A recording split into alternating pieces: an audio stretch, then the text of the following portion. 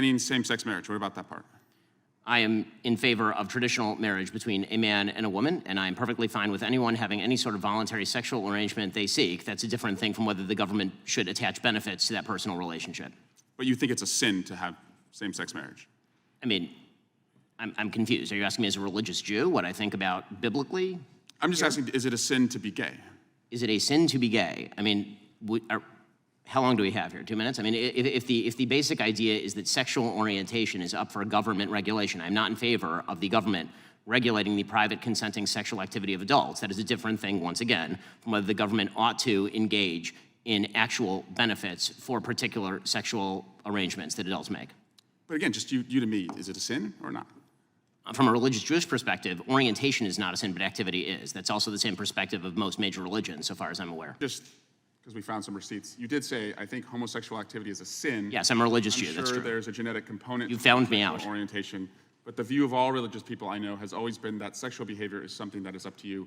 And you said, I may have a desire to sleep with many women, but I do not. I agree with me. Yes, that's true. Congratulations on your, I'm sure it's very hard to restrain yourself. Mr. Shapiro, thank you for joining us today. I think it is important that you're here as one of the leading conservative voices in the country. And the country has, in the last couple weeks, talked a lot about and Googled Project 2025. It's one of the most Googled search terms right now.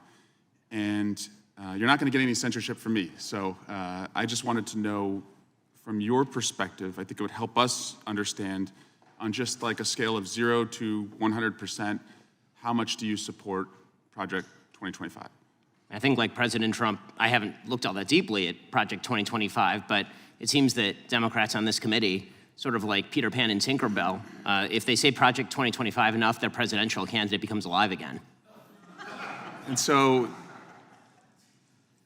well, let's just talk about pieces of it, and I guess you can tell me if you support it. You probably want less bureaucracy, right? I do. I want less bureaucracy. You want more efficiency? I do. I want more efficiency. You want taxpayer money spent wisely? I do. Congrats on becoming a Republican. Yeah. Yeah. My parents would be proud. Mass deportations, it calls for that. Do you support that part? I support the deportation of any illegal immigrant who's in the United States who is not of benefit to the generalized American public. So if they're picking agriculture that puts food on the tables of everyday Americans, they've never committed a crime inside the United States, they didn't come across with documents, should they be deported? If they have not paid taxes and if their draw on the taxpayer benefits are larger than the contribution they are making to the economy, or if they're involved in criminal activity, they should be deported. How do we measure that? The same way that the IRS measures my income every year. It seems like if the IRS can track down every aspect of every receipt that I've ever submitted, and they can do so for hundreds of millions of other Americans, they can do that for illegal immigrants as well, except for the fact that no one knows how many are in the country thanks to this administration. So you would be cool with creating a system where they could pay those taxes if they wanted to and then stay and work and put food on our table? It depends on how long it would take for them to pay the taxes, and they would also have to go presumably to the back of the line, although I'm not sure why I'm testifying about immigration policy at this point. How about banning the abortion pill? That's part of Project 2025. Do you support that part? I think that that's a state-by-state issue on a personal level. I'm just asking you. Sure, I'm a fully pro-life person, which means that I'm not in favor of the distribution of the abortion pill. Banning same-sex marriage, what about that part?